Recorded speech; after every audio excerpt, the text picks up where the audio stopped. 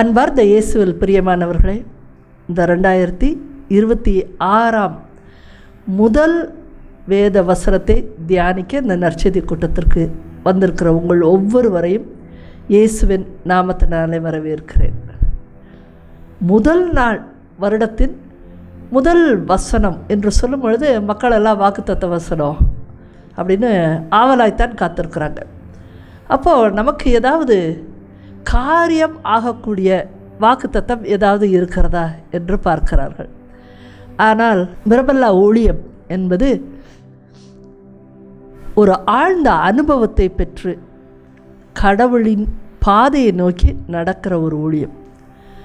அதில் இந்த உலகத்தின் ஆசீர்வாதங்களுக்கு பெறுவதற்கான வேத வசனங்களை இங்கு நாம் பார்ப்பதில்லை.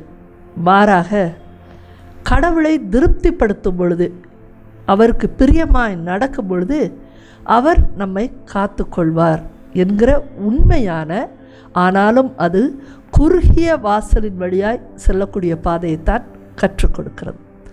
ஆகவே அதை நமக்கு உணர்த்த வருகிற ஒரு வசனத்தை தான் இன்றைக்கு நாம் இந்த ஆண்டின் வாக்குத்தத்த வசனமாக நாம் பார்க்க போகிறோம். ஆகவே ஒரு சிறிய ஜெபத்தை செய்து ஆண்டவர் நம்மை இந்த வருடம் முழுவதும் ஆசீர்வதிக்க வேண்டுமென்றும், அதற்கு நாம் சிறிதாவது ஆண்டவரை பிரியப்படுத்துகிற காரியங்களை செய்து நாம் வாழ வேண்டும் என்றும் நாம் ஒப்பு கொடுத்து ஜெபிக்கலாமா? கண்களை மூடுவோம். அன்புள்ள பரலோக தகப்பனே, இந்த அருமையான நாளுக்காய் உமக்கு நன்றி செலுத்துகிறோம். இதோ இந்த ஆண்டு வரை எங்களை இம்மட்டுமாய் காத்த எபெனேசர் நீர், தொடர்ந்து இந்த புதிய ஆண்டிலும் எங்களை வழி நடத்துவீராக. இன்றைய நாளில் நீர் கொடுக்க போகிற அந்த இறை செய்திக்காய் எங்கள் செவிகள் திறக்கப்படட்டும், எங்களுடைய மனக்கண்கள் திறக்கப்படட்டும். இதோ இந்த செய்தி எங்கள் உள்ளத்திலே ஆழமாய் பதிந்து இந்த ஆண்டு முழுவதும் எங்களை உம்முடைய பாதையில் நடக்க எங்களுக்கு வழி காண்பித்தருளும்.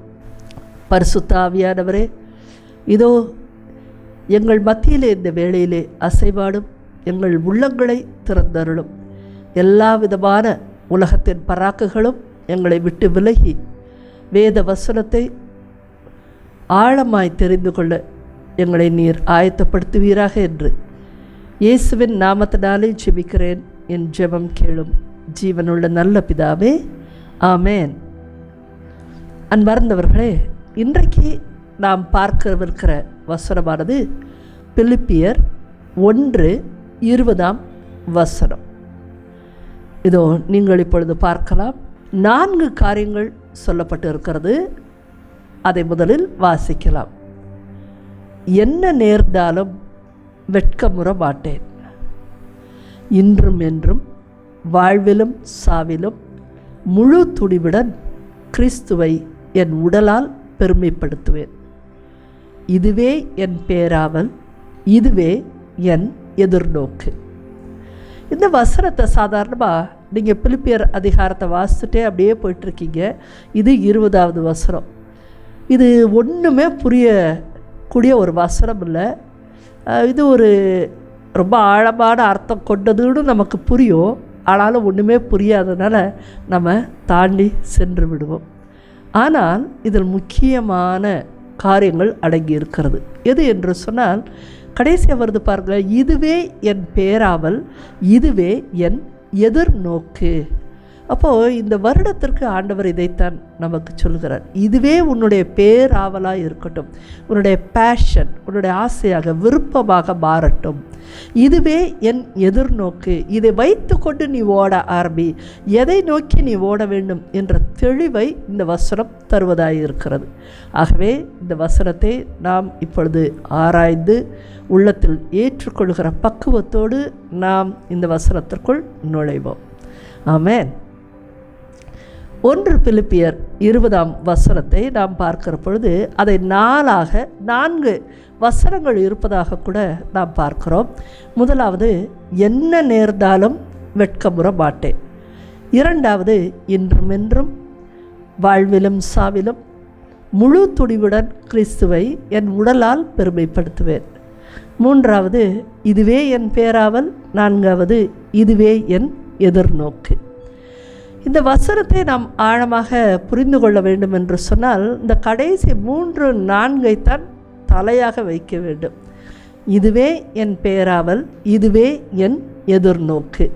அப்போது என்னுடைய ஆசையாக இந்த வருடம் முழுவதும் ஒவ்வொரு நாள் காலையிலும் அதிகாலையில் எழுந்திருக்கும் பொழுது இந்த வசனத்தை நீங்கள் நினைவுபடுத்துங்கள். எது என்னோட ஆசை, எதை வைத்துக்கொண்டு நான் இன்றைக்கு ஓடப்போகிறேன். அப்போ இந்த 3-4 தான் தலைப்பாக மாறுகிறது.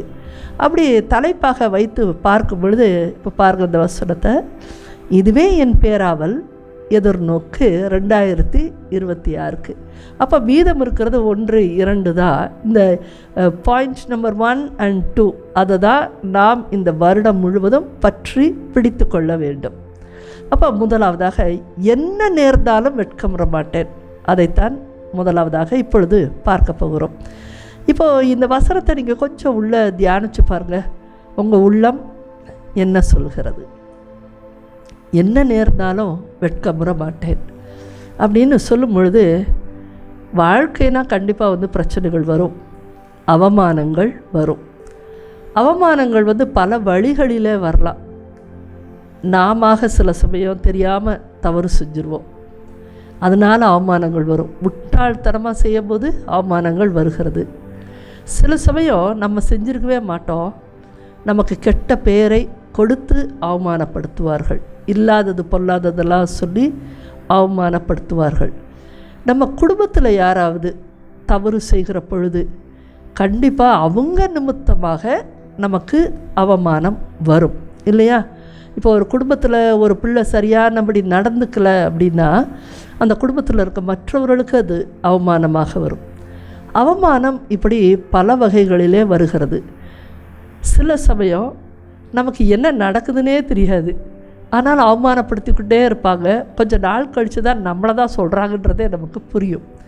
இப்படி நம்மளை சுற்றிலும் அவமானம் இருக்கிறது. இப்போ நீங்கள் இந்த வசனத்தை கேட்கும் பொழுது என்ன நேர்ந்தாலும் வெட்கமுற மாட்டேன் அப்படின்னு சொன்னால், என்ன நடந்தாலும் சரி கடவுள் என் கூட இருக்கிறாரு, அதனால் நான் இதுக்கு பெருசாக இடம் கொடுக்க மாட்டேன் அப்படின்னு உங்களுக்கு தோணலாம். அப்படி தானே? திரும்பவும் இந்த வசனத்தை வாசிக்கிறேன். என்ன நேர்ந்தாலும் வெட்கமுற மாட்டேன். அப்போது என்ன வேணால் நடக்கட்டு போ, கடவுள் என்னோடு இருக்கிறார், அதனால் நான் வெட்கப்பட மாட்டேன் அப்படின்னு நீங்கள் இப்போ நினச்சிருக்கலாம். ஆனால் எக்ஸாக்டாக பார்த்தா அது வல்ல அதனுடைய அர்த்தம். மீண்டும் அந்த வசனத்தை வாசிக்கிறேன். என்ன நேர்ந்தாலும் வெட்கமுற மாட்டேன். அதுக்கு ஆங்கிலத்தில் என்ன போடப்பட்டிருக்கிறது என்று சொன்னால், I shall not be put to shame in any way. என்ன விஷயம் நடந்தாலும் I shall not be put to shame. என்னை கடவுள் வெட்கமுற விடுவதில்லை என்பதுதான் அர்த்தம். நான் கடவுள் இருக்காருன்னு நான் வெட்கப்பட மாட்டேன்னு சொல்கிறதுக்கு இல்லை, கடவுள் உன்னை வெட்கப்படும்படியாக அந்த இறுதியிலே உன்னை வெட்கப்படும்படியாக கைவிட்டு செல்கிறவர் அல்ல என்று கடவுளை பற்றிய ஒரு புகழுரையைத்தான் இந்த வசனம் நமக்கு சொல்கிறது. நம்மளே முயற்சி செய்ய முடியாதுங்க. என்ன நடந்தாலும் நான் வெட்கப்பட மாட்டேன். அப்போ அதுக்கு மேலே ஒரு இடி விழுகும், ரொம்ப வெட்கப்பட்டு போவோம், ரொம்ப மன வலி நமக்கு சேர்ந்து விடும். யாரோ ஏதோ செஞ்சதெல்லாம் சம்மந்தமில்லாமல் நமக்கு வலி கொண்டு தான் இருக்கும். மனிதர்கள் பலவீனமானவர்கள். அப்போ நமக்கு துன்பத்தை ஏற்றுக்காமையோ இல்லை இந்த அவமானப்படாமையோ இருக்கிறதுக்கு வாய்ப்பே கிடையாது. ஆனால் இந்த இறைவசனம் நமக்கு என்ன கற்றுத்தருகிறது என்றால், I shall not be put to shame in any way. அப்போது என்ன நேர்ந்தாலும் எனக்கு வெட்கமுறுகூட காரியங்கள் நடைபெறவே போவதில்லை அப்படின்னு நீங்கள் விசுவசிக்கணும். அதுதான் இந்த வருடத்தின் வாக்குத்தத்தம். Praise the Lord. அப்போது இது சாதாரண வசனம் கிடையாது, இது சாதாரணமாகவும் நடக்கக்கூடிய வாய்ப்பு கிடையாது. அப்போ இதை எப்படி, என்ன நேர்ந்தாலும் நமக்கு சுற்றி 1000 நடக்கலாம், ஆனால் கடவுள் என்னை வெட்கமுற விட மாட்டார். அதை எப்படி அடைந்து கொள்வது, சுதந்திரித்து கொள்வது என்று சொன்னால், எந்த ஒரு காரியத்தை செய்தாலும் அன்பார்ந்தவர்களே, ஆவியானவரோடு நடந்து செல்லுங்கள். இந்த ஆண்டில் கொஞ்சம் நிதானப்படுத்துங்க. கடந்த வருடம் வரை ஓடின ஓட்டம் போதுமானது. முட்டாள்தனமாக நாம் பேசுனது, செய்த காரியங்கள் போதுமானது. ரொம்ப எமோஷ்னலாக நம்மளாக பல பேருக்கு ஃபோன் பண்ணி பேசுகிறது, சில வீடுகளுக்கு ஓடுறது, பணம் இல்லாட்டிலோ கடன் வாங்கி செலவழிக்கிறது, ஒரு வேலை இல்லையா எப்படியாவது ஏதோ ஒரு வேலை கிடைச்சா போதும்னு சொல்லி நம்ம போகக்கூடாத செய்யக்கூடாத வேலைகளை செய்தது, ரொம்ப இச்சையாக தன்னுடைய எண்ணத்தை அலக்கடிய விட்டது, இப்படி கழிச்சதெல்லாம் போதும். அப்போ நீங்கள் எமோஷ்னலாக திங்க் பண்ணுறதை ஸ்டாப் பண்ணும் பொழுது அமைதியாக இருங்கள். நிறைய வசனங்களை வாசிங்க, நிறைய ஆண்டவரை ஆராதிங்கள், நிறைய ஆவிக்குரிய நண்பர்களோடு இருங்க. இந்த காரியங்களை நீங்கள் அதிகமாய் இருக்கும் பொழுது ஆவியானவர் உங்களை வழி நடத்துவார். கடவுளோடு நீங்கள் இருந்தால்தான் எந்த காரியத்திலையும் நீங்கள் துணிவாய் சொல்ல முடியும். யார் வேணாலும் எனக்கு எதிராக செயல்படலாம், என்னை அவமானப்படுத்துவதற்குரிய காரியங்களை அவங்க செய்யலாம், செய்வனை முதற்கொண்டு அவங்க செய்யலாம், எனக்கு கிடைக்கக்கூடிய ஒரு பேர் புகழ் அல்லது படம் எதையுமே தடுத்து விட்டுறலாம், எனக்கு கெட்ட பேரை உண்டாக்கக்கூடிய சூழ்ச்சிகளை செய்யலாம். அது எது நடந்தாலும் நான் கடவுளோடு கூட பயணிக்கிறேன், ஆவியானவரின் துணை கொண்டு பயணிக்கிறேன், நான் கடவுள் மேல் அச்சம் உள்ளவனாக இருக்கிறேன். அப்படிலாம் இருக்கும் பொழுது அவர் என்னை, பெருமை எப்பொழுதுமே அவருக்கு தான், அதனால் அவர் என்னை வெட்கமுற விடமாட்டார் என்று நம்புங்க. இதுக்கு ஒரு நல்ல உதாரணம், தாவீது எப்பொழுதுமே அதைத்தான் சொல்லிக்கொண்டே இருந்தார். அவருக்கு நிறைய எதிரிகள் இருந்தாங்க, நிறைய வெட்கப்படக்கூடிய தருணங்கள் சேர்ந்துட்டே இருந்துச்சு. அரசனாக இருந்தார், அரசனுக்கே நிம்மதி இல்லாமல் இருந்துச்சு, அரசனுக்கே பெற்ற பிள்ளைகள் கீழ்ப்படியாமல் இருந்தார்கள், அரசனே ஓடி ஒழிய வேண்டிய சந்தர்ப்பங்கள் இருந்தது, அரசனுக்கே நயவஞ்சக காரியங்கள் நடைபெற்றது, அரசனுக்கே சில சமயங்கள் வீடு வாசல் இல்லாமல் குகைகளில் தங்க வேண்டியது ஆயிற்று, அரசனுக்கே சில சமயங்கள் உணவு இல்லாதபடி ஆயிற்று. அப்போ இது எல்லாமே வெட்கமுற வேண்டிய தருணங்களாக இருந்தது அவருக்கு. நான்லாம் எதுக்கு ஒரு அரசனாக இருக்கிறேன் அப்படின்னு கேட்குற ஒரு அனுபவங்கள் தான் அவருடைய வாழ்க்கையில் நிறைய இருந்தது. ஆனாலும் அவர் எப்பொழுதுமே என்ன சொன்னார் என்று சொன்னால், ஆண்டவர் என்னோடு கூட இருக்கிறார், அவர் என் பக்கத்தில் இருக்கும் பொழுது அவர் என்னை வெட்கமுற விடமாட்டார் என்று தான் சொன்னார். அப்போது அவரை நாம் பின்தொடர்ந்து அவர் எப்படி இந்த வேத வசனத்தை கையாண்டார், அதை எப்படி அவர் சுதந்திரித்து கொண்டார் என்று பார்க்கையில் திருப்பாடல் 25:2 நமக்கு ஒரு தெளிவான ஒரு விளக்கத்தை இந்த இடத்துல தருகிறது. அப்போ திருப்பாடல் 25:2 சொல்கிறது, என் கடவுளே உம்மில் நம்பிக்கை கொள்கிறேன், நான் வெட்கமுற விடாதேயும். அடுத்த வசனம் 3 சொல்கிறது, உண்மையிலேயே உம்மை நம்பும் எவரும் வெட்கமுறுவதில்லை. ரெண்டும் ஒரே மாதிரி இருக்கிற மாதிரி தெரியுதா உங்களுக்கு? இல்லை, ஒரு ஸ்லைட் வேரியேஷன் இருக்கிறது. அந்த 2 சொல்கிறது, உம்மில் நம்பிக்கை கொள்கிறேன், நான் வெட்கமுற விடாதேயும். அது வேற ஒரு டோனில் போகுது, என்னை வெட்கமுற விட்டுறாதீங்க, ஏன்னா உன் மேலே நம்பிக்கை வைக்கிறேன். ஆனால் 2வது என்ன சொல்லுதுன்னா, உம்மை நம்பும் எவரும் வெட்கமுறுவது இல்லை. அது ஒரு ஸ்டேட்மெண்ட்டாக ஃபினிஷ் ஆகுது அந்த இடத்துல. அப்போது நம்பிக்கை கொள்கிறேன் என்று சொல்வதற்கோ உம்மை நம்புகிறேன் என்று சொல்வதற்கோ வித்தியாசம் இருக்குது. எப்படி அப்படின்னா, நம்ம பொதுவாக சொல்லுவோம் இல்லையா, நீங்கள் உங்கள் பெற்றோரை நம்புகிறீங்களா அப்படின்னு ஒரு கேள்வி கேட்டால் எல்லாருமே சொல்லுவோம், எல்லாருமே அவங்க பெற்றோரை நம்புவோம். அப்போ அல்ல, அவங்க மேலே எனக்கு நம்பிக்கை இருக்குது அப்படி சொல்லுவோம். ஆனால் உண்மை நம்பும் எவரும், அதுக்கு என்ன அர்த்தம் அப்படின்னா, அவங்க சொல்கிறதெல்லாம் நீங்கள் கேட்டு செய்கிறீங்களா அப்படின்னு வரும்பொழுது அந்த வித்தியாசம் வந்துடுகிறது. அதுதான் இந்த வசனத்துடைய வித்தியாசம். கடவுளை இன்றைக்கு எல்லோருமே தேவைக்கேற்றார் போல நம்புவதும், ஒரு அளவான நம்பிக்கை இருப்பதும், அவங்கவுங்களோட நம்பிக்கைக்கு ஒரு ஸ்டேட்மெண்ட் வச்சுருக்காங்க இல்லையா? ஞாயிற்றுக்கிழமை போயிட்டு பூசைக்கு போயிட்டு வந்தாலே நான் கடவுளை நம்புகிறேன்னு சொல்கிறாங்க. வருஷத்துக்கு ஒரு தடவை ஒரு இடத்துக்கு போய் குடும்பமாக போய் ஜெபிச்சுட்டு வந்தால் என்னுடைய நம்பிக்கை பூர்த்தி அடைகிறதுன்னு சொல்கிறாங்க. சில பேர் ஒரு நாளைக்கு 1000 ஸ்தோத்திர பலி சொல்கிறாங்க, இதன் மூலம் என் நம்பிக்கை நிறைவு பெறுதுன்னு சொல்கிறாங்க. ஒவ்வொருத்தரோட நம்பிக்கை அளவுகளை வச்சுக்கிட்டு நான் நம்புகிறேன், உம்மில் நம்பிக்கை கொள்கிறேன் அப்படின்னு சொல்கிறாங்க. அதனால தான் இந்த வசனத்தில் வேறுபாடு வருது. நம்ம மேலோட்டமாக பார்த்து செஞ்சோம்னா வெட்கமுற விடாதையும் என்னை வெட்கமுற விடாதையும் அப்படின்னு சொல்லி நம்ம ஒவ்வொரு தடவை கெஞ்சி கடவுள்கிட்ட கேட்டுக்கிட்டே இருக்க வேண்டும். நீங்கள் கெஞ்சுற ஆளாக இருக்க போகிறீங்களா, அல்லது ஆவியானவருக்கு கீழ்ப்படிந்து நடக்க அவர் என்னோடு இருக்கிறார், என்னை அவர் வெட்கப்படுத்த விட மாட்டார் என்ற உறுதியோடு நடக்க போகிறீங்களா? அவரை கெஞ்சி கொண்டு இருப்பது ஒரு ரகம், உறுதியாக நடப்பது இன்னொரு ரகம்.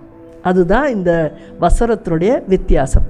ரெண்டையுமே தாவீது திருப்பாடல் 25 சொல்கிறாரு, உம்மில் நம்பிக்கை கொள்கிறேன், என்னை வெட்கமுற விடாதையும், என் பகைவர் என்னை கண்டு நகைக்க விடாதையும். அப்போ அவருக்கு ஒரு சஞ்சலம் வருது.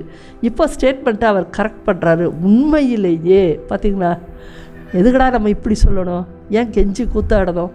இப்போ ஒரு கன்ஃபர்மேஷனாக வராரு, உண்மையிலேயே உம்மை நம்பும் எவரும் வெட்கமுறுவது இல்லை. நீங்கள் சொல்கிறத கேட்டு செய்யணும். நீங்கள் என் பக்கத்தில் இருக்கீங்கன்னு நான் நம்பணும். உங்களை பிரியப்படுத்துகிற மாதிரி நான் காரியங்களை செய்யணும். நான் தாழ்மையாய் நடந்து கொள்ளணும். கடவுள் மேல் உள்ள அச்சத்தோடு நான் நடந்து கொண்டால் நீர் என்னை வெட்கமுற விடுவதே இல்லை அப்படின்னு அவர் ஒரு தெளிவான இடத்திற்கு வருகிறார். ஆமேன். 4வது வசனம் அதனுடைய தொடர்ச்சியாக இப்போ அவருக்கு புரிஞ்சிருச்சு, நம்ம டவுட்லேயே இருக்கக்கூடாது, உறுதியான ஒரு ஆளாய் மாற வேண்டும், ஆவியானவரின் துணை கொண்டு நாம் வாழ வேண்டும். அப்படி இருந்தால் நம்ம உண்மையாக இருக்கோன்னு வச்சுக்கோங்களேன். நீங்கள் கடவுளுக்கு ஏதாவது ஒரு பணியை திறம்பட ரொம்ப கண்டினியூஸாக கன்சிஸ்டன்சின்னு சொல்லுவாங்க, கொஞ்ச நாள் விட்டு அப்படிலாம் இல்லை, தொடர்ந்து ஒரு காரியத்தை மனமுவந்து செய்யுங்கள். ஆபேலினுடைய காணிக்கை போல் மனமுவந்து சில காரியத்தை செய்யுங்க. மனமுவந்து யாருக்காவது நீங்கள் கொடுங்க, இல்லை என்று சொல்லாமல் கொடுங்க. மனமுவந்து செய்கிற காரியங்களை நீங்கள் செய்யும்போது கடவுள் நம்மை வெட்கமுற விடுவதில்லை என்று தெளிவாக இருங்க. இப்போது 4வது வசனத்தில் அவர் அப்படியே கண்டினியூ பண்ணி சொல்கிறாரு, ஆண்டவரே, இப்போ பாருங்கள், அவர் உறுதியாயிட்டார். இப்போ ஆண்டவர்கிட்ட போய் பேசுகிறாரு, ஆண்டவரே, உம் பாதைகளை நான் அறிய செய்தருளும், உம் வழிகளை எனக்கு கற்பித்தருளும். ஆமேன். அன்பார்ந்தவர்களே, நீங்கள் வெட்கப்படாதபடி இந்த வருடம் கடவுள் உங்களை வெட்கப்பட விட மாட்டார் அப்படின்னு சொல்கிற ஒரு வருடமாக மாறணும்னா நீங்கள் தினமும் அவர்கிட்ட கேட்க வேண்டியது, உம் பாதைகளை நான் அறிய செய்தருளும், உம் வழிகளை எனக்கு கற்பித்தருளும். இந்த பாதை வழிகள் ரெண்டுமே வேறு வேறையா அப்படின்னு கேட்டால் ஒரு சின்ன எக்ஸாம்பிள் சொல்லலாம். இப்போ யாராவது ஒருத்தர் சொல்கிறாங்க, சென்னைக்கு எங்கள் வீட்டுக்கு வாங்கப்பா, எங்கே இருக்கிறீங்க? அண்ணா நகரில் இருக்கு. ஓ, அண்ணா நகரா, சரி, நான் சென்னைக்கு வரும்போது வரேன் அப்படின்னு சொல்லிடுறோம். இப்போ நான் கோயம்புத்தூர்லேருந்து நான் இப்படி சொல்கிறேன்னா எனக்கு சென்னை பற்றி எதுவுமே தெரியாது, ஆனால் அண்ணா நகர் தெரியுமா? கேள்விப்பட்டிருக்கோம். புரியுதுங்களா? அதுதான் பாதை. பாதைகளை நான் அறிய செய்தேன். எனக்கு ஒரு ஜென்ரலாக எனக்கு தெரியும். ஆனால் நான் ஒரு ஆட்டோ எடுத்துக்கிட்டு அண்ணா நகருக்குள்ளே வந்தாச்சு, சுற்றிக்கிட்டே இருக்கிறேன், வீடு எதுன்னு கண்டுபிடிக்க தெரில. அவங்க ஃபோன் அடித்தா அவங்க எடுக்க மாட்டேங்கிறாங்க, டோர் நம்பர் கூகுளில் தப்பாகி போச்சு, எந்த தெருன்னு தெரில, சுற்றிக்கிட்டே இருக்கிறீங்க. அதுதான் பாதை. சில சமயம் தெரிஞ்சிடும், வழிகள் தெரிவதில்லை. இன்றைக்கி உலகத்தினுடைய அறிவு என்ன பண்ணுதுன்னா பாதைகளை காமிச்சு விட்டுருதுங்க. எப்படி அப்படின்னு சொன்னால், பிள்ளைங்க 12th படிக்குதா, உடனே நல்ல இன்ஜினியரிங் காலேஜு, பிள்ளைக்கு ஒரு என்ஜினியர் ஆகணும், அதனால் நல்ல இன்ஜினியரிங் காலேஜ் தேடுன்னு ஒரு பாதையில் கொண்டு போய் விட்டுறாங்க. ஆனால் அந்த வழிகளிலே பிள்ளைகள் தொலைந்து போகிறார்கள். அவசரமாக ஒரு திருமணத்தை செய்கிறாங்க, ஆனால் வழிகளிலே அவர்கள் பிரிந்து போகிறார்கள். சில பேருக்கு கர்ப்பம் தரிக்கிறது, ஆனால் வழிகளிலே அது கலைந்து போகிறது. இல்லையா? நிறைய இடத்துல வழிகளே நாம் தொலைந்து போய் நிற்கிறோம். நிறைய பேருக்கு பாதைகளே திறக்க மாட்டேங்குது. இப்போ பார்த்திங்கன்னா, ஒரு திருமண காரியமே நடக்காமல் இருக்கலாம், ஒரு கர்ப்பம் ஆகாமலே இருக்கலாம், ஒரு வீடு கட்ட முடியாமலே இருக்கலாம். இப்படி உலகியல் வாழ்க்கை மட்டுமல்ல, ஆன்மீகத்தை பற்றியும் பேசுவோம். நிறைய பேர் என்கிட்ட சொல்லுவாங்க, எனக்கு கொஞ்ச நேரம் கூட ஜெபிக்கவே முடியாது. கண்ணை முன்னா இருட்டாக இருக்குது, பயமாக இருக்குது. கண்ணை முன்னா பல எண்ணங்கள் வருது. கண்ணை மூடுனா தூக்கம் வருது. எனக்கு ஜெபம் பண்ணவே முடியல. பைபிளை வாசித்தா எனக்கு எதுவுமே புரியுறதில்ல. இதெல்லாம் ஆன்மீக பாதைகளை அறியாதது, அந்த வழிகளையும் அறிய முடியாமல் இருக்கிறோம். அப்போது உலகத்துலேயும் சரி ஆன்மீகத்துலேயும் சரி பாதைகளையும் வழிகளையும் நீங்கள் அறிந்து கொண்டு, ஆவியானவர் தான் உங்களுக்கு பாதையிலே அவர் வெளிச்சமாக இருக்கிறார். அவருடைய வார்த்தை தான் உங்கள் பாதைக்கு வெளிச்சமாக இருக்கிறது என்று வேதவசனம் சொல்கிறது. அப்போது ஆவியானவரின் துணை கொண்டு, வார்த்தையை கொண்டு பாதையை நோக்குங்கள். வழிகளிலெல்லாம் அவர் உங்களை செம்மையாய் வழி நடத்துவார் என்ற வார்த்தையை பார்க்கிறோம். அதனால் அவர் கூட இருந்தீங்கன்னா வழிகளை அவர் செம்மையாக்குவார். நிறைய அற்புதங்கள் இந்த உலகத்தில் நடக்கிறத நம்ம பார்க்குறோம். வழியில் தொலைஞ்சு போய் ஒரு செகண்டு நின்னோம்னா கடவுள் உடனடியாக நமக்கு உதவிக்கு வருகிறார்.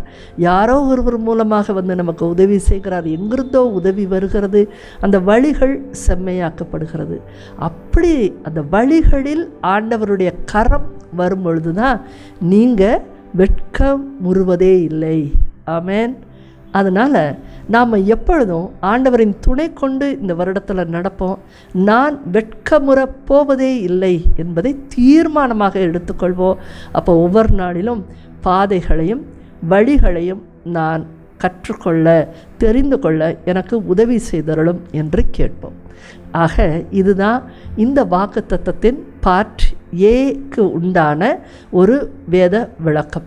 இன்றைக்கு இப்போ அடுத்தது செகண்ட் பார்ட் ரொம்ப நீளமானது. இன்றும் என்றும், இன்றைக்கு மட்டும் இல்லை நாளைக்கும் எப்போவும்.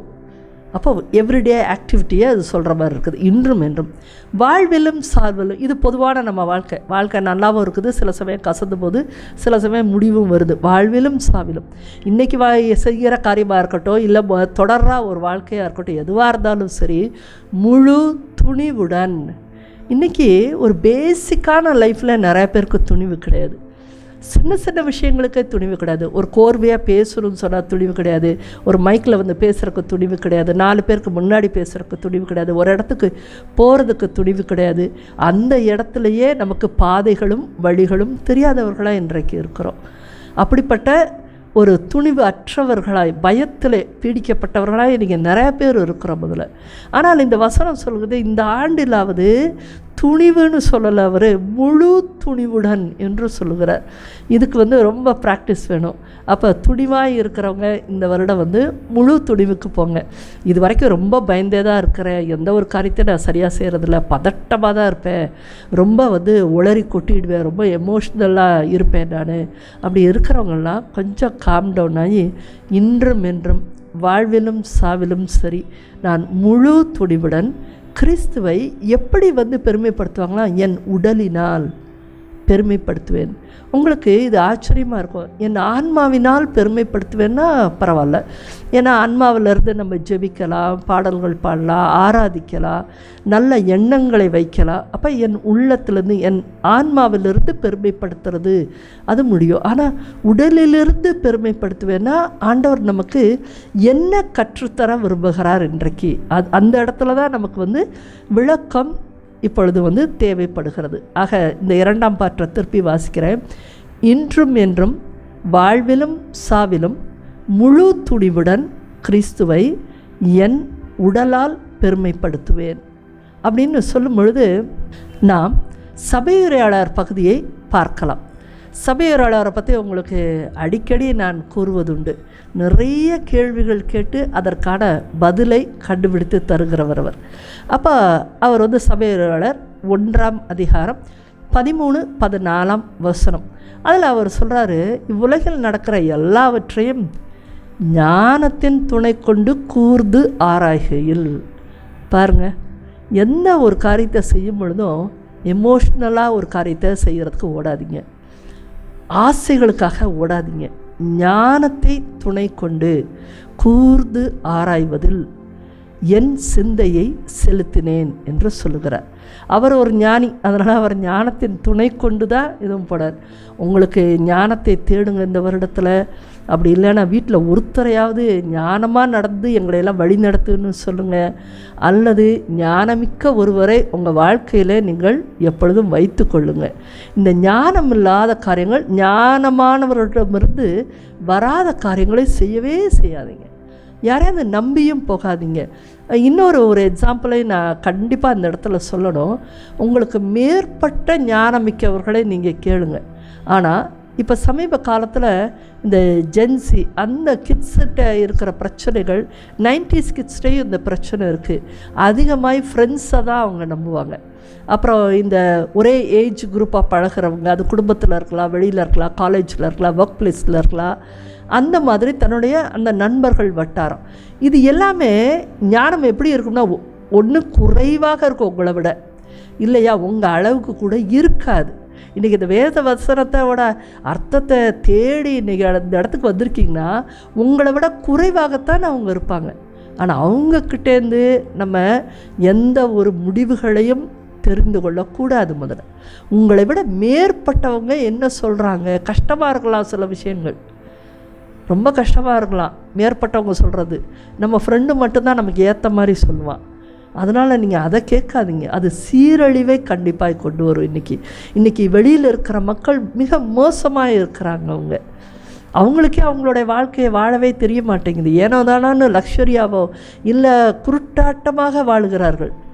அவங்கள கேட்காதீங்க. அதனால் இவர் சொல்கிறாரு, ஞானத்தின் துணை கொண்டு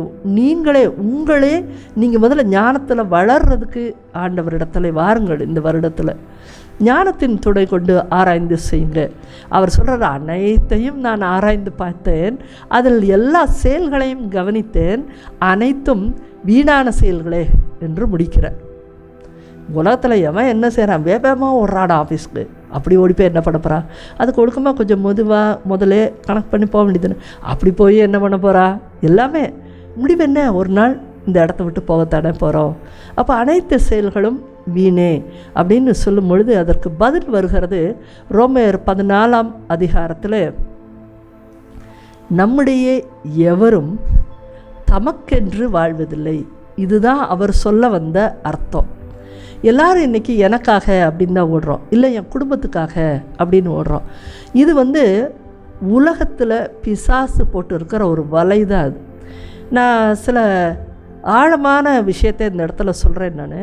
நீங்கள் எப்பவும் பாருங்கள், ஊழியத்துக்கு ஆட்களை அழைச்சிங்கன்னா உடனே சொல்லுவாங்க, மை ஃபேமிலி ஃபஸ்ட், என் ஃபேமிலியை நான் பார்க்கணும்லன்னு சொல்லுவாங்க.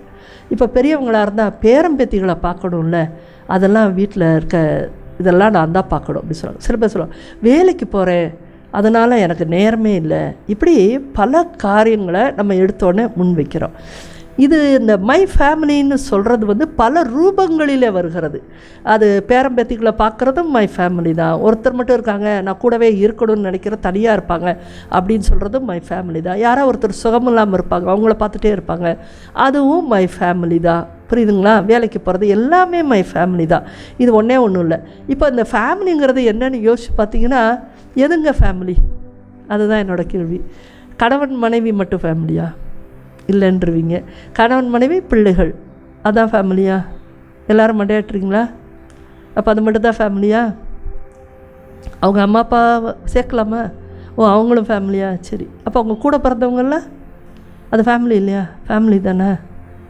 எல்லோரும் தான் ஃபேமிலி. அப்படி பார்த்தீங்களா? பிசாசு தான் என்ன பண்ணுதுன்னா, இந்த சின்ன சின்ன காரியங்களை எடுத்து இதுவும் ஃபேமிலின்னு சொல்லி கொடுக்குது. ஆண்டவர் எந்த இடத்துலையும் இந்த 4 பேர் சேர்ந்தது குடும்பம், அதை கணவன் மனைவி பிள்ளைகள், இது மாத்திரமே குடும்பம் என்று எந்த இடத்துலையுமே சொல்லலை அவர். ஏன்னா நம்ம 10 கட்டளைகளில் அவர் சொல்கிறது, ஆதி காலத்துலேருந்து சொல்கிறது, உன் தந்தையும் தாயும் கனப்படுத்துன்னு அங்கே சொல்லிட்டார். அப்போ தாயும் தந்தையும் விடலை அவர். அதே சமயம் கணவனும் மனைவியும் தனித்திருப்பார்களாகன்னு சொல்கிறாரு. ஆனால் இங்கே கனப்படுத்தாமல் இங்கே தனித்திருக்கவும் சொல்லலை அவர். அப்போ பிள்ளைகளை நீங்கள் எப்படி நடத்தணும்னு சொல்கிறாரு. எல்லாம் சேர்ந்ததா. அதே சமயம் மூத்த சகோதரருக்கு இருக்க உரிமையும் அவர் பல இடங்களில் நிலைநாட்டுறார் அந்த இடத்துல. அப்போது இது எல்லாமே ஒரு குடும்பம். நம்ம யோசேப்பின் கதையை பார்க்கும் பொழுது அவர் மன்னித்து தன் சகோதரர்களோடு வாழ்ந்தார் என்று தான் பார்க்கிறோம். உன் சகோதரியோடு உனக்கு பிணக்கு இருந்தால், உனக்கு சினம் இருந்தால், உனக்கு கோர்ட்டில் பிரச்சனை இருந்துச்சுன்னா அதை தீர்த்துக்கொள் என்று சொல்லுகிறார். எல்லாம் சேர்ந்தது தான் ஃபேமிலி. இன்றைக்கி பிசாசு தான் என்ன பண்ணுது, இந்த ஒரு ஆள், இந்த 2 பேர் என் ஃபேமிலி, இவங்கள தான் நான் கவனிச்சுக்கணும் அப்படின்னு சொல்லுது. அதைத்தான் சபையுறாளர் சொல்கிறார், இதை கூர்ந்து ஞானத்தை கொண்டு கூர்ந்து பார்க்கையில் இவர்களுடைய செயல்கள் எல்லாம் வீணிலும் வீணே என்று சொல்லுகிறார். ஒரு ஆளுக்காக ஓடாத, ஒருத்தர் 2 பேருக்கு பின்னாடியே அலையாத, அதை உன் நேரத்தில் செலவழிக்காத. ஏன் தெரியுமா? கடவுளுடைய கட்டளைகளை நான் உங்களுக்கு சொல்லுகிறேன். அவர் 2 கட்டளையாக மாற்றினார்.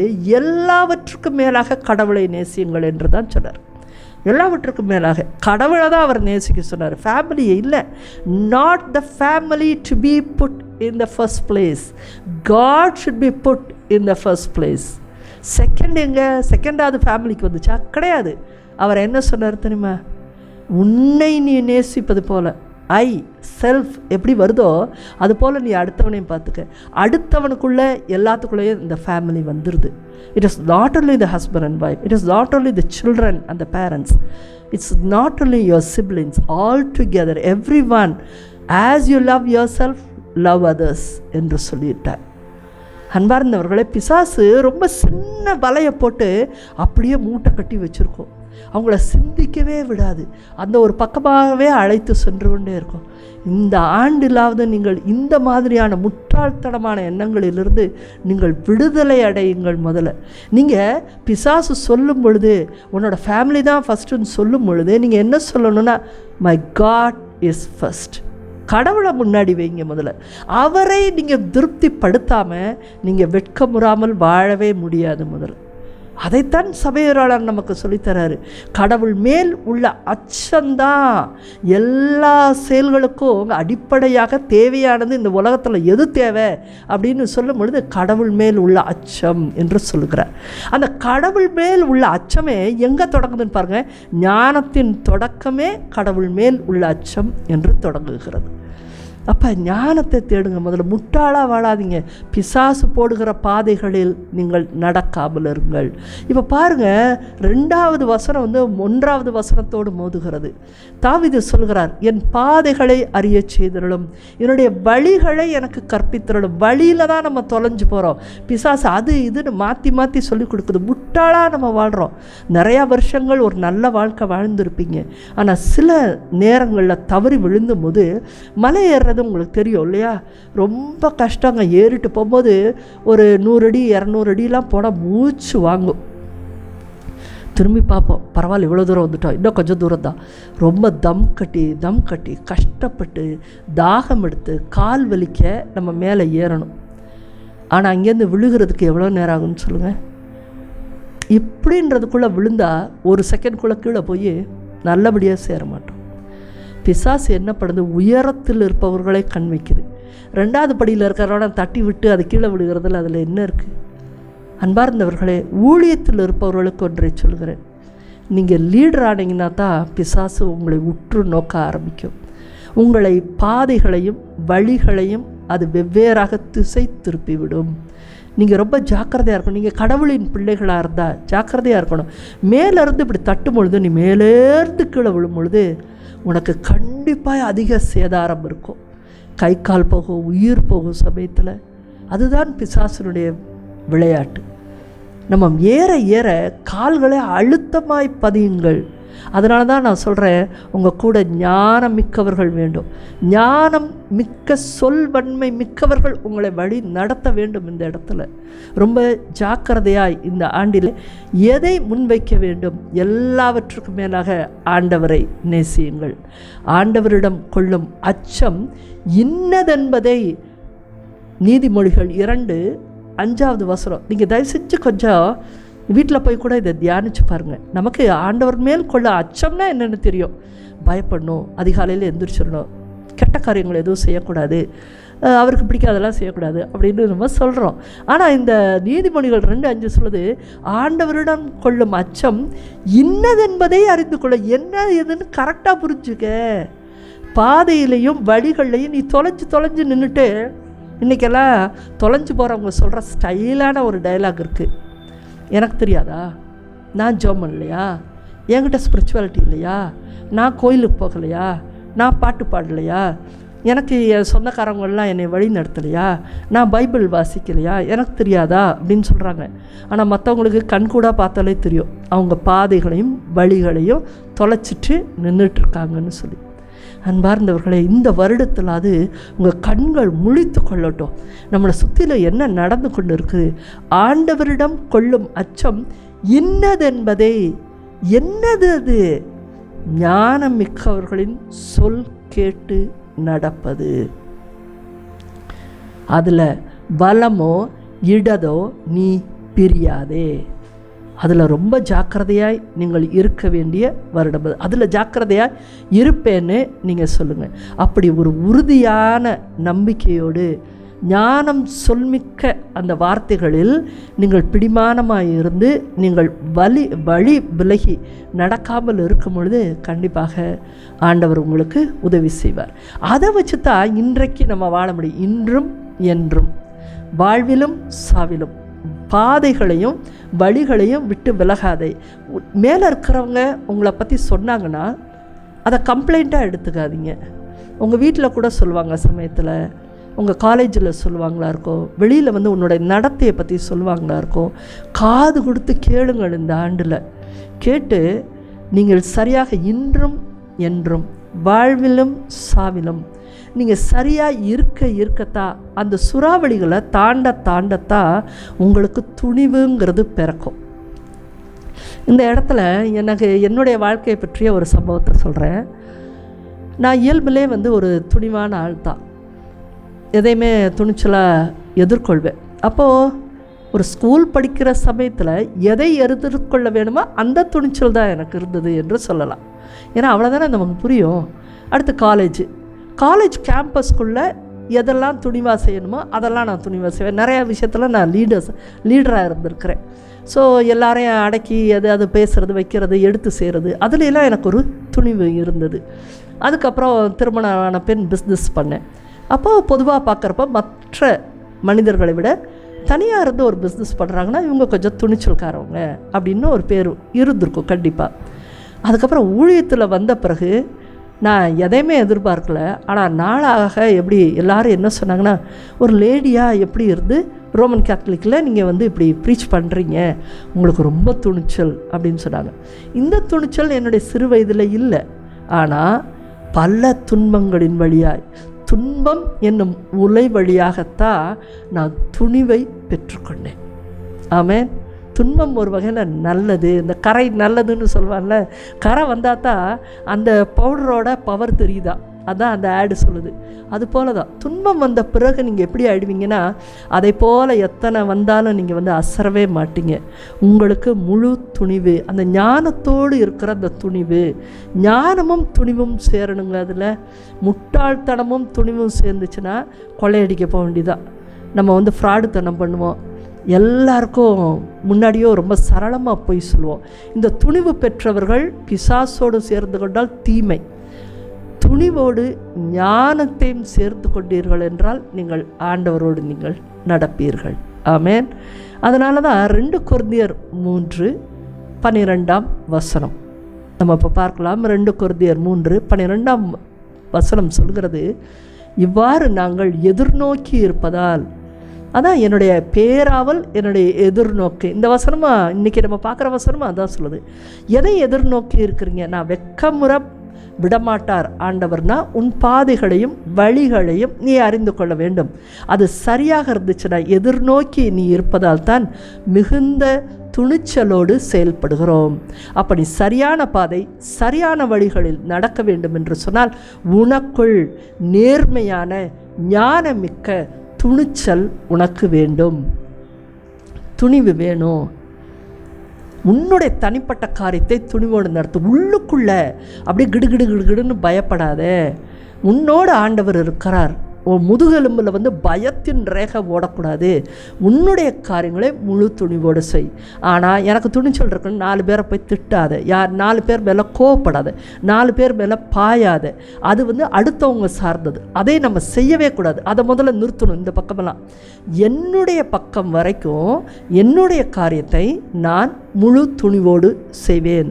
இப்போது 4 பேர் என் கூட இருக்கிறவங்க தப்பாக இருக்கிறாங்க, அது எனக்கு வந்து வருத்தமாக இருக்குது, இல்லாட்டி கோபம் வருது, அதனால் நான் துணிச்சலாக என்ன பண்ணுறேன்னா அவங்கள திட்ட போகிறேன், அடிக்க போகிறேன் அப்படிலாம் சில பேர் சொல்லுவாங்க. அதிகாரம் ஒன்று இருக்கணும், அது இருந்தால் தான் செய்யணும். இப்போ டீச்சருக்கு ஒரு அதிகாரம் இருக்கிறது, பிள்ளைகளை கண்டிக்கிறாங்க. அந்த மாதிரி சில இடத்துல அதிகாரம் இருக்கிறது. போலீஸ் வந்து பொதுமக்களை கூட கண்டிக்கலாம், திட்டலாம், ஏன்னா அந்த அதிகாரம் இருக்கிறது. அதிகாரம் இல்லாதப்ப நம்ம அதை செய்யவே கூடாது. ஆனால் நம்முடைய வாழ்க்கையின் மூலம், நம்மளுடைய முழு துணிவின் மூலம் பல பேருக்கு எப்படி வாழ வேண்டும் என்று கற்றுக் கொடுக்க வேண்டும். அதைத்தான் இந்த வசனம் சொல்கிறது, கிறிஸ்துவை என் உடலால் நான் பெருமைப்படுத்துவேன். இப்போ 2ஆக பிரிச்சுக்கோங்க. ஆன்மாவினால் நிறைய பேர் பெருமைப்படுத்திகிட்டு இருக்கலாம், நல்ல ஒரு ஆண்டவரோட பக்தியில் இருக்கலாம், நம்பிக்கை இருக்கலாம், ஆராதிக்கிற பிள்ளைகளாக இருக்கலாம். ஆனால் உடலால் பெருமைப்படுத்துவேன்னா நம்ம உடலோடு இருக்கிறோம், மாமிசத்தோடு இருக்கிறோம், நமக்கும் பலவீனங்கள் உண்டு. ஆனால் மாமிசத்தில் இருந்துட்டு நம்ம உள்ளத்தில் வந்து நல்ல கடவுள் நம்பிக்கையோடு இருக்கிறவங்க கூட நம்ம வெளியில் தவறுதலாக நடந்து கொள்கிறோம். இச்சையான காரியங்களில் ஈடுபடுகிறார்கள் இன்றைக்கி உடலில். ஆனால் வந்து ஜபக்கூட்டங்களுக்கு வர்றாங்க, ஆராதனை எடுக்கிறாங்க. சில பேர் வந்து வீடுகளில் வந்து கோர்ட்டு கேஸுன்னு அலையிறாங்க, அந்த சொத்தை நான் விட்டே கொடுக்க மாட்டேன் அப்படின்னு சொல்லி அலையிறாங்க. உடல் அப்படி தான் நோக்கி ஓடுது, ஆனாலும் கடவுள் பக்தியாக இருப்பாங்க. சில பேருக்கு அதிகமாக சினம் வரும், எல்லார் மேலேயும் எரிஞ்சு விழுகிற குணம் வரும், ஒரு அப்ரிஷியேட் பண்ணுற எண்ணங்கள் வராமே இருக்கும், எல்லாத்துலேயும் குறை கண்டுபிடிக்கிற ஒரு உள்ளமாக இருக்கும். இப்படி உடலில் வந்து அந்த காயத்தை வச்சுக்கிட்டு நாம் இங்கே ஞானத்தோடு பாதைகளையும் வழிகளையும் அறிந்து கொள்ள முடியாது. நமக்குள்ளே இருக்கிற குணங்களும் சரியாகணும். முதல்ல அது அன்பினால் நிரப்பப்பட்டால் ஒழிய நீங்கள் சரியாக பாதைகளையும் வழிகளையும் நீங்கள் அறிந்து கொள்ள முடியாது. கடவுள் அதனால தான் உடலுக்குள்ளே அந்த ஆன்மா வச்சார். இந்த மாமிசம் நமக்கு ரொம்ப பலவீனத்தை கொடுக்கும், நிறைய உடல் நோவுகள் வரலாம். அப்போ நம்ம என்ன பண்ணிடுறோம், ரொம்ப கடவுள் பக்தி இருந்தாலும் கூட நோவுகள் அதிகமாச்சுன்னா, உடல் முடியலன்னு சொன்னால் கடவுளை திட்ட கிளம்பிடுவோம் எல்லாருமே. எனக்கு ஏன் அப்படி கொடுத்தீங்க, நீங்கள் நல்ல உடல் சுகம் கொடுத்தா நான் வேறு மாதிரி செய்வேனே, எனக்கு இவ்வளோ நோவுகள் தேவையா அப்படின்னு நம்ம பேச ஆரம்பிக்கிறோம். ஏன்னா உடல் நம்மளை என்ன பண்ணுது, உடலினால் நம்ம கிறிஸ்துவை பெருமைப்படுத்த முடியாத ஒரு இடத்துல சிக்கிக்கொள்கிறோம். அதுலேயும் ஜாக்கிரதையாக இருக்கணும். பாதைகளையும் வழிகளையும் ஆராய்ந்து ஞானத்தோடு நடத்துங்கள், கடவுள் உங்களை வெட்கமுற விடவே மாட்டார். 2வது காரியம், உங்கள் உடலின் மூலமாய் நீங்கள் கிறிஸ்துவை வெளிப்படுத்த வேண்டும்னு சொன்னால் ரொம்ப கஷ்டமான காரியங்க. உங்களை பற்றி எந்த விதத்தில் யாரும் தவறாய் சொல்லாதபடி நீங்கள் இந்த வருடத்தில் உங்களை மாற்றியே ஆக வேண்டும். ஏன் அப்படி, இந்த வருஷத்தோட உலகம் முடிஞ்சு போச்சா ஒரு கேள்வி வரும் இல்லையா? அப்படி கிடையாது, உலகம் இன்னும் இருக்கும். அப்புறம் ஏன் இந்த வருடத்தில் நீ எவ்வளோ சீக்கிரமாக மாற்றிக்கிறியோ அந்த அளவுக்கு ஆண்டவர் உன்னை வெட்கமுற முடியாதபடி உன்னை பாதுகாத்து கொள்வார். ஆமேன். உன்னுடைய பலவீனம் இருக்க எங்கேயோ நீ வெட்கமுற போகிறாய் என்று அர்த்தம். வெட்கமுற வைக்கும், அப்படிப்பட்ட சம்பவங்கள் நம்மை வெட்கமுற வைக்கும். அதனால தான் ஆண்டவர் சொல்கிற, சீக்கிரமாக அதை கழட்டி போடு. உனக்கு ஏன் அன்பாக இருக்க முடியல, உனக்கு கீழ்ப்பட்டவங்களை வழி நடத்த ஏன் உனக்கு தெரியல, நல்ல ஆயனாக இரு. முதல்ல எல்லாத்துலேயும் சிடுன்னு விழுந்தோ இல்லை வந்து கணக்கு பார்த்தோ நீ எப்படி வாழ முடியும்? அடுத்தவனை நம்ம குறை சொல்லும் பொழுது கடவுள் நம்மளையும் குறை சொல்வார்ல இல்லையா? அதனால் நம் உடலின் மூலம் பெருமைப்படுத்துவது ரொம்ப ரொம்ப முக்கியங்க. எவ்வளவு நோவுகள் இருந்தாலும் நீங்கள் வேலைக்கு ஒழுங்காக போகணும். குடும்பத்தை நீங்கள் காக்க வேண்டிய ஒரு இடத்துல இருக்கிறீங்க. ஆண்களோ பெண்களோ குடும்பத்தை காக்கிற பொழுது நோவுக்கான நீங்கள் காரணம் சொல்லிட்டு உட்கார்ந்துருக்க முடியாது. அதன் மூலமாய் அது நானும் என் குடும்பத்தை நான் காப்பாற்றுவேன், என்னோடய பொறுப்புகளை நான் அறிந்து செய்வேன் அப்படின்னு சொல்கிறதான் கடவுளுக்கான பெருமை. நீங்கள் ஒரு பிரச்சனையும் இல்லாமல் நீங்கள் ஊழியத்தில் இருக்கிறீங்க அப்படின்னு சொன்னால் உங்கள் குணங்களினாலே, உடலின் மூலம் உங்கள் குணங்களினால தான் நீங்கள் கடவுளை பெருமைப்படுத்த முடியும். அப்போ நம்ம செய்கிற செயல்கள் கடவுளை பெருமைப்படுத்துகிறதா? அதுதான் 2வது பாகம். இப்படி பெருமைப்படுத்தியது என்று சொன்னால் தான் கிறிஸ்து பெருமை அடைய வேண்டும், நம்ம இல்லை. சில சமயங்களில் பார்த்திங்கன்னா மனிதர்களுக்கு தாழ்மை இல்லாத காரணம்தான் எல்லாம் செய்வாங்க. ஆராதிப்பாங்க, பைபிள் வாசிப்பாங்க, தலைகீழாக பைபிளை புரட்டி போட்டு சொல்லுவாங்க. ஆனால் அவங்கள்ட்ட தாழ்மையே இருக்காது. எப்படின்னு சொன்னால் எதை சொன்னாலும் கேட்கவே மாட்டாங்க. ஐயோ இவங்க நம்மளை பற்றி கமெண்ட் சொல்லுவாங்க அப்படின்னு சொல்லிட்டு அவங்களையெல்லாம் விலக்கி கொள்வார்கள் சில பேர். அந்த கூட்டத்தோட சேர மாட்டாங்க. கமெண்ட் சொல்கிற ஆளுகளே நமக்கு பிடிக்காது. இவங்கெல்லாம் ஞானமிக்கவர்களே கிடையாது. அப்போது இந்த தாழ்மை இல்லாததும் கூட கடவுள்கிட்ட அவங்கள சேர்க்காது. தயவு செய்து மிக மிக மிக உங்களை தாழ்த்தி கொள்ளுங்கள்.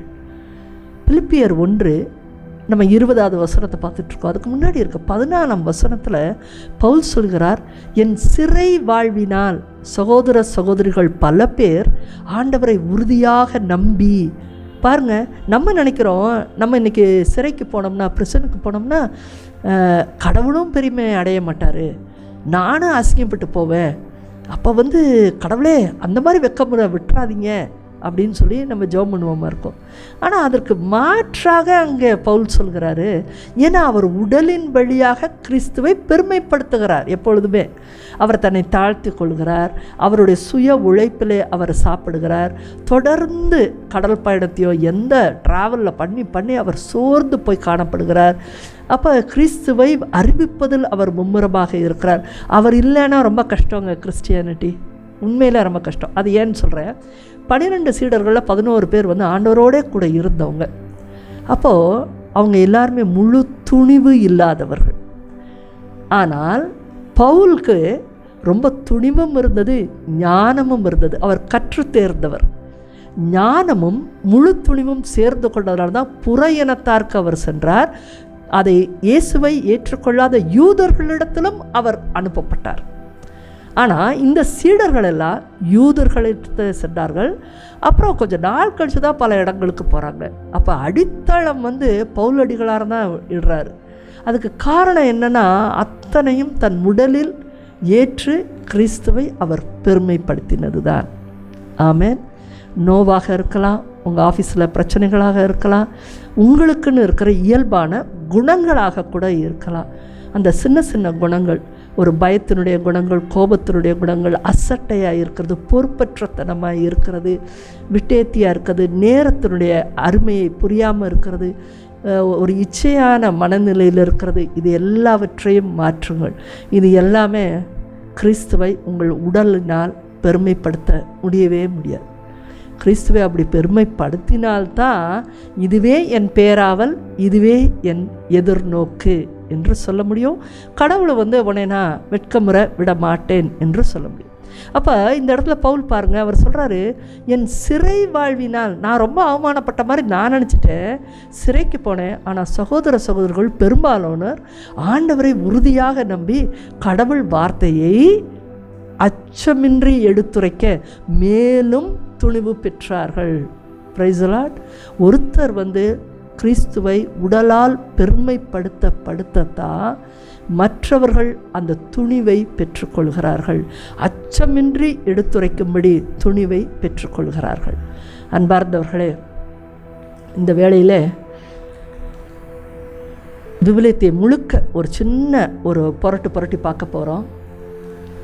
எத்தனை நபர்கள் கிறிஸ்துவை, ஆண்டவரை, பழைய ஏற்பாட்டினுன்னா நம்ம தந்தை கடவுளை ஏற்றுக்கொண்டவர்கள், வெறும் நம்பிக்கை வைக்கிறேன்னு அவங்கள, அவர்கள் நம்புகிறேன் என்று பாதைகளையும் வழிகளையும் அறிந்தவர்கள், ஞானத்தோடு ஆண்டவரின் ஆவியை பெற்றவர்கள், ஞானத்தோடு தம் உடலின் மூலம் பெருமைப்படுத்துவேன்னா நல்லா நோட் பண்ணுங்கள். இதில் ஆடம்பரம் இருக்க வாய்ப்பே கிடையாது.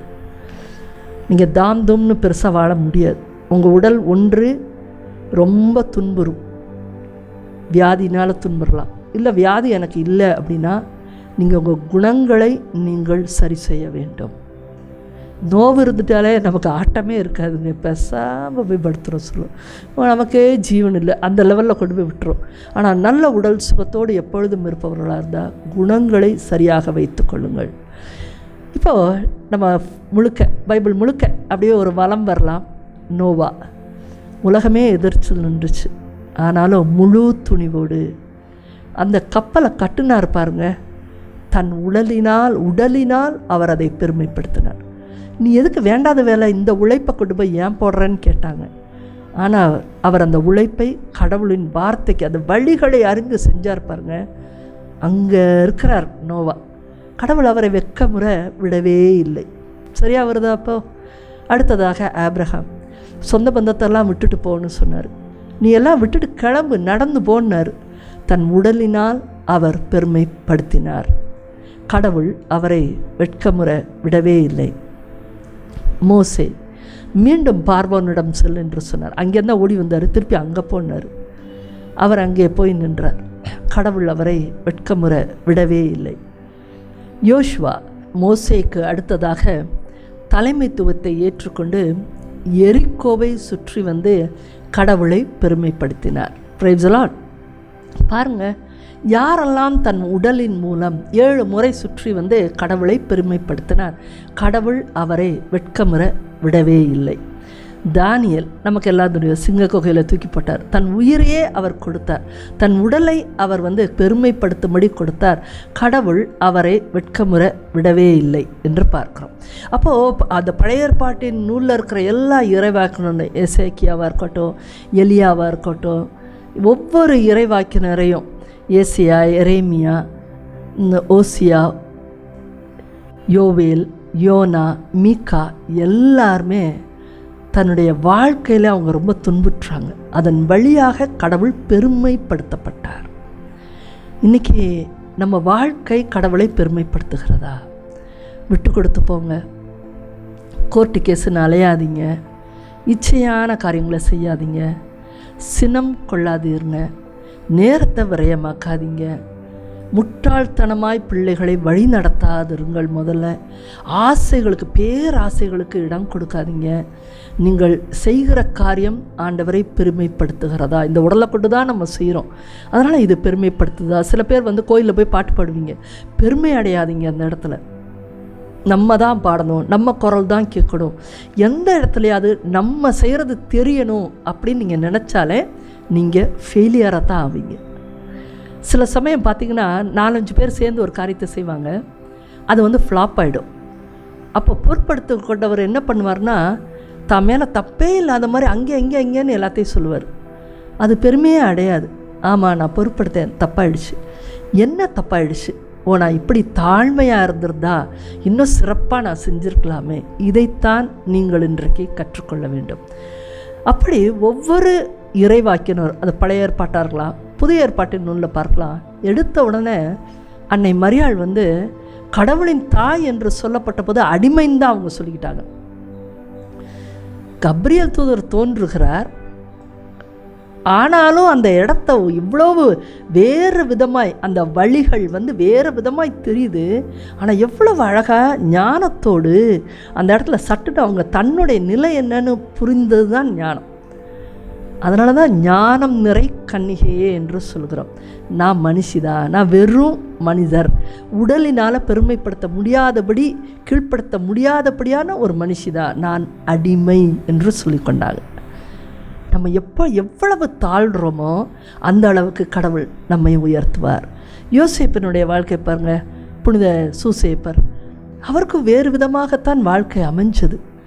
அவர் பாதைகளையும் வழிகளையும் ஆராய்ந்து பார்த்தார், ஏற்றுக்கொண்டார். இந்த வாழ்க்கை தான் எனக்கு கொடுக்கப்பட்டிருக்கு, முழுவதுமாக ஏற்றுக்கொண்டு நடந்தார்.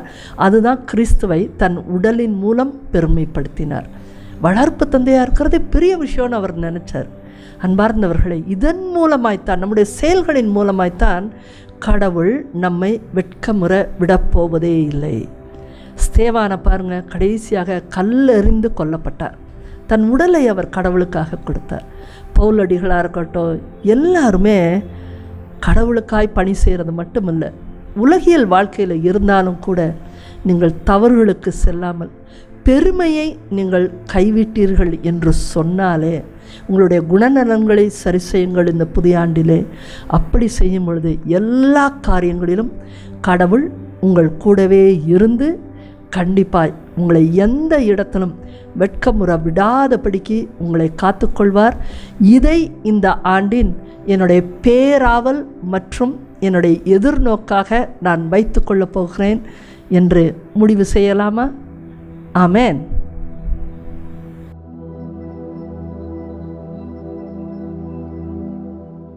நீங்கள் இந்த முதல் நாளிலேயே வந்திருக்கிறீர்கள். இறைவார்த்தை சொல்கிறது, மாதத்தின் முதல் நாள். நீங்கள் ஆண்டவருக்கு சிறிது நேரம் அளிக்கும் பொழுது அது பன்மடங்காய் உங்களுக்கு திருப்பி தரப்படும். இன்றைய நாளிலும் இந்த வருடம் முழுக்க அவருடைய ஆசீர்வாதம் நம்மோடு கூட இருக்குது. ஆனால் இந்த உலகத்தின் ஆசீர்வாதங்களை தேடாதீர்கள், கடவுளின் உள்ளத்தை தேடுங்கள். கண்களை மூடி இன்றைய நாளில் நாம் கேட்ட இறைவார்த்தையை நாம் சிறிது தியானிக்க போகிறோம். எது என்னுடைய பேராவல்? எது என்னுடைய எதிர்நோக்கு?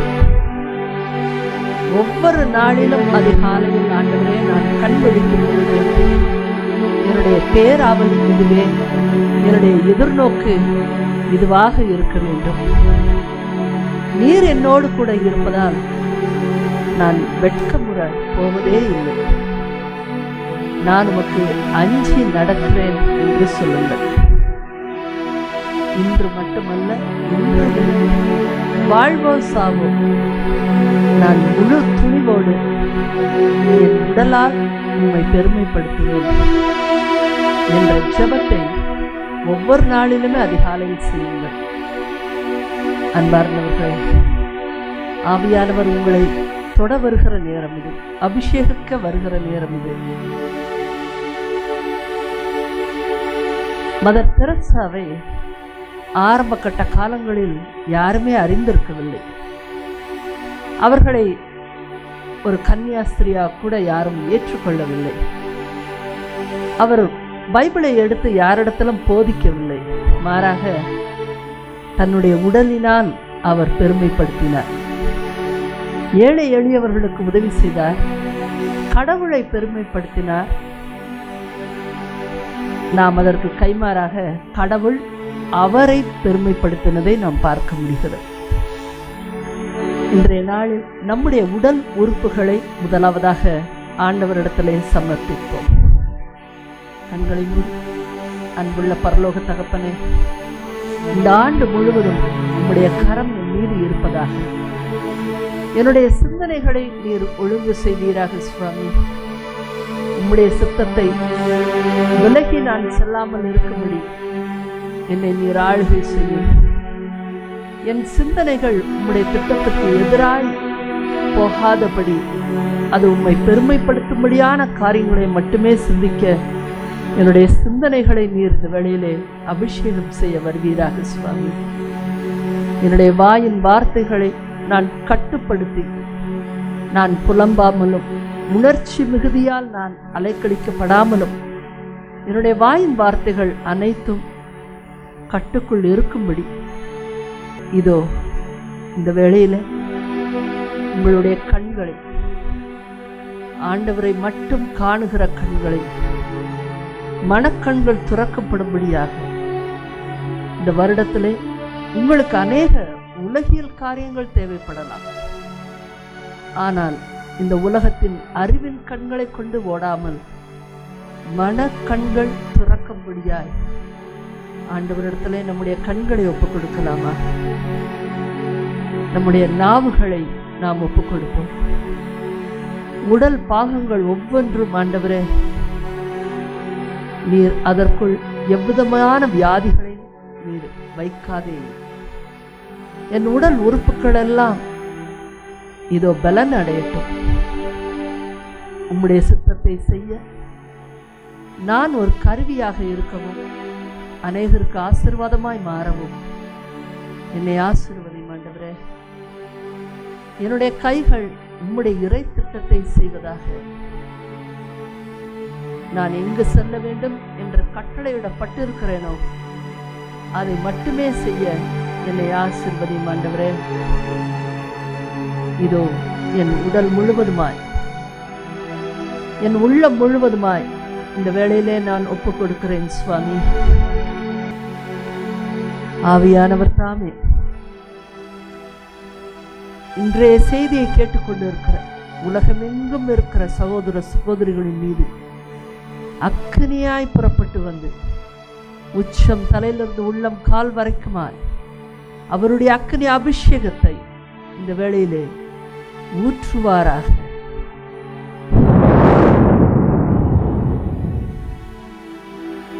பெரியதோர் அபிஷேகம் உங்கள் ஒவ்வொருவரின் உடலிலும் ஆத்மாவிலும் அக்கினி அனலாக ஆண்டவருக்காய் பணி செய்யும்படி, கடவுளுடைய பிள்ளைகளாய் மாறும்படி, இரட்சிப்பின் அனுபவத்தை பெறும் பிள்ளைகளாக மாறும்படியாய்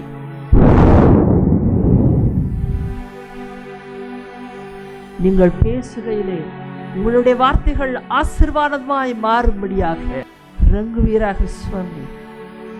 உள்ளங்கள் எல்லாம் புதுப்பிக்கப்படட்டும். இதோ இந்த புதிய ஆண்டிலே எங்களுக்கென அநேக ஆசீர்வாதங்களை, மகிழ்ச்சி, அநேக தடவை நாங்கள் கேட்டிருக்கிற காரியங்களை தடைகளெல்லாம் உடைக்க பெற்றதாய் நாங்கள் ஒரு மடங்கு கேட்கும் பொழுது நாங்கள் நினைத்தது போல் அல்லாமல் பெரிய மடங்கு ஆசீர்வாதமாய் இந்த வருடத்தில் எங்களுக்கு பல காரியங்களை செய்ய போகிறோம் சுவாமி. அதற்காக எங்களே நாங்கள் தாழ்த்தி ஒப்புக் கொடுக்கிறோம் சுவாமி. இதோ இந்த வேளையில் உங்களுடைய குணங்கள் மாற்றப்படும்படியாய் ஆண்டவரிடத்துல வாருங்க, அவர் அண்டையில் வாருங்க, அந்த சிலுவையின் அண்டையிலே வாருங்க. இதோ அந்த சிலுவையிலே அவரை உற்று நோக்குங்கள். இந்த நாளில அவர் தன்னுடைய உடலை கொடுத்து தந்தையை பெருமைப்படுத்தினார். இதோ அவர் மக்களுக்கு நன்மையே செய்திருந்தாலும் அந்த உடலை கொண்டு அவர் பொய் சொல்லவே இல்லை.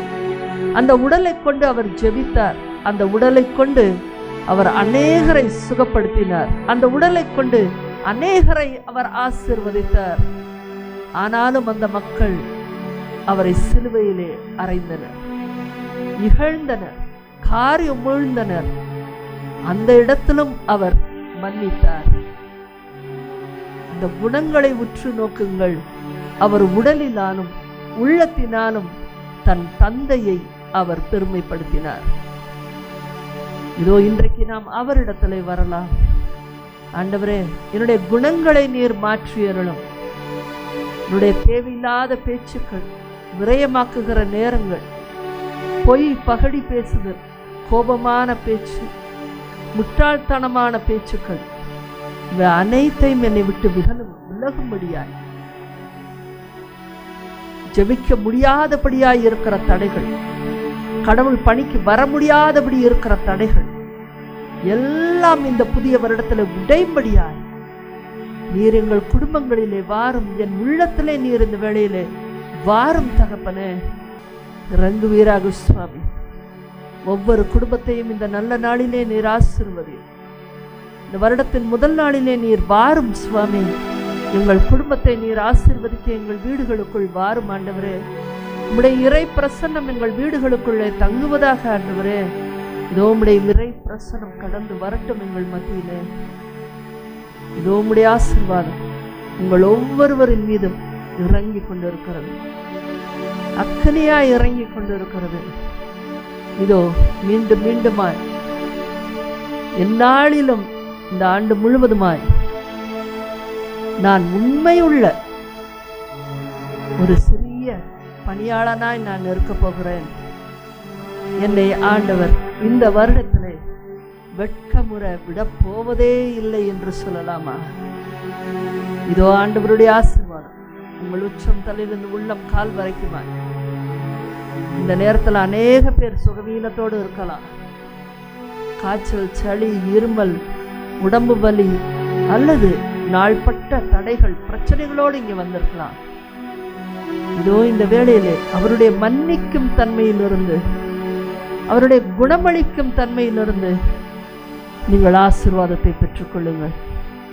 இயேசுவின் நாமத்தினாலே உங்கள் உடலுக்குள் ஒரு அற்புதம் நிகழ்வதாக. இந்த வேளையில இயேசுவின் நாமத்தினாலே உங்கள் உள்ளத்திலே ஒரு அற்புதம் நிகழ்வதாக. இந்த வேளையில ஆவியானவர் தாமே உங்கள் உடலின் ஒவ்வொரு பாவத்திலும் ஒரு புதிய எழுப்புதலை உண்டாக்குவாராக. உங்கள் வீடுகளிலே ஒரு புதிய எழுப்புதல் உண்டாகட்டும். இதோ ஒன்று இரண்டு பேர் உங்கள் குடும்பத்தில் மரித்தவர்கள் போல இருந்தால், கடவுளுக்கு எதிரானவர்களாய் இருந்தால், இதோ இந்த வேளையிலே மரித்தவர்கள் உயிர் பெற்று எழும்படியாக இந்த வருடம் இதோ அவர்கள் கடவுளின் இரட்சிப்பை காணும் வருடமாய் மாறட்டும். இந்த வேளையிலே தொடும் சுவாமி. வீடுகளில் இருக்கிற இருளை நீக்குவீராக சுவாமி. இதோ குடியின் ஆதிக்கத்திலே இருந்தால், வறுமையின் ஆதிக்கத்திலே, கடன் ஆதிக்கத்திலே, கண்ணீரின் ஆதிக்கத்திலே இந்த பிள்ளைகள் இருந்தால், இந்த முதல் நாளில் ஜெபிக்க வந்திருக்கிற ஒவ்வொரு பிள்ளையும் நீர் ஆசீர்வதியும் ஆண்டவரே. ஆசீர்வதியும் சுவாமி. நிறைவாய் ஆசீர்வதியும் தகப்பனே. இதோ இந்த முதல் நாளிலே ஆசீர்வதியும் ஆண்டவரே. இதோ உம்முடைய ஆசீர்வாதம் பனி போல இறங்கட்டும். இதோ அக்கினியா இறங்கட்டும். இந்த வேளையிலே நீர் ஒவ்வொருவரையும் தொடுவதற்காய் நன்றி செலுத்துகிறேன். நன்றி செலுத்துகிறேன் சுவாமி. உம்முடைய மகா இரக்கம் கடந்து வந்திருப்பதற்காய் நன்றி. எங்கள் கண்களுக்கு இயலாத உம்முடைய வல்லமை ஒவ்வொருவருக்குள்ளும் இறங்கி இந்த வருடத்திலே நாங்கள் பார்க்க போகிற வளமான மாற்றங்களை நாங்கள் காணப்போவதற்காய் நன்றி செலுத்துகிறோம். நன்றி நல்ல தகப்பனே. நன்றி ஆண்டவரே. நன்றி சுவாமி. உள்ளத்தின் ஆழத்திலிருந்து நன்றி செலுத்தலாமா? இதோ இந்த நாளில் எத்தனையோ பேர் மன வருத்தத்தோடு வெளியே இருக்கிறாங்க, கண்ணீரோடு இருக்கிறாங்க. எத்தனையோ பேர் ஆஸ்பத்திரியில் இருந்துட்டு இருக்காங்க. ஆனால் நீங்களோ ஆண்டவருடைய சன்னிதானத்திலே நிற்கிறீர்கள். ஆமென். ஆண்டவரே, நீர் அழைத்திராவிட்டால் இந்த இடத்துல நாங்கள் இந்த நேரத்தில் இருந்து இந்த செய்தியை நாங்கள் கேட்டு இருக்கவே முடியாது. உம்முடைய அழைப்பை பெற்றிருக்கிற மக்கள் நாங்கள். உம்முடைய ஆசீர்வாதத்தை அடையக்கூடிய மக்கள் நாங்கள். உம்முடைய பேரன்பை பெற்றுக்கொண்டு இருக்கிற மக்கள் நாங்கள். இதோ உம்முடைய ஆசீர்வாதம் எங்கள் மீது கடந்து வந்திருப்பதற்காய் நன்றி. நன்றி சுவாமி. நன்றி தகப்பனே. இந்த நாளின் ஆசீர்வாதத்திற்காய் நன்றி சொல்வோமா? நன்றி. ஆமென்.